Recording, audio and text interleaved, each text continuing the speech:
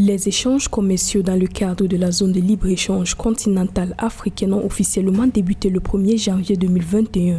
Décidé en décembre 2020 par les chefs d'État africains de 54 pays membres de l'Union africaine, le lancement officiel des échanges commerciaux sur la ZLECAf constitue une étape importante dans la mise en œuvre de l'intégration économique africaine. L'objectif de la ZLECAf est d'ériger notre continent en force dynamique et en acteur majeur sur la scène internationale. J'appelle aux chambres de commerce, aux organisations patronales et à la communauté des affaires à se mettre au travail dans un partenariat gagnant-gagnant au bénéfice de toute l'Afrique. Lancée en mars 2018, la ZLECAf réunit actuellement 54 pays membres de l'Union africaine, offrant un nouvel espoir en termes de stimulation du commerce intra-africain et de facilitation du développement et de l'industrialisation en Afrique. Selon la Commission économique des Nations unies pour l'Afrique, une fois pleinement opérationnel, l'accord de libre-échange africain a le potentiel d'augmenter le niveau de commerce intra-africain de plus de 52% d'ici 2022.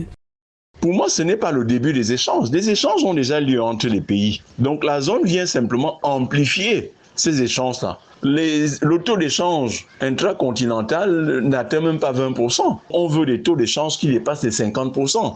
Donc la zone de libre-échange continentale, pour moi, ce n'est qu'un début, c'est un processus. Il va s'affiner à mesure que le temps va passer. Si on réussit le tour de force d'industrialiser l'Afrique maintenant, on aura déjà trouvé l'occasion de pouvoir procéder aux échanges. Donc le tourisme ici, sur le continent, je suis convaincu que grâce à cette zone de libre-échange, maintenant, ça va s'amplifier et ça va rapporter un peu plus d'argent. On aura la possibilité de circuler sans avoir à faire face encore aux entraves douanières. C'est une très bonne chose. Les infrastructures vont suivre, mais il va falloir d'autres institutions pour pouvoir soutenir ce marché commun qui est en création. L'accord sur la zone de libre-échange continentale africaine prévoit également la mise en œuvre des plans d'industrialisation et de commerce électronique, de développement des infrastructures de l'agriculture, ce qui permettra de booster la croissance et de créer des emplois pour les jeunes.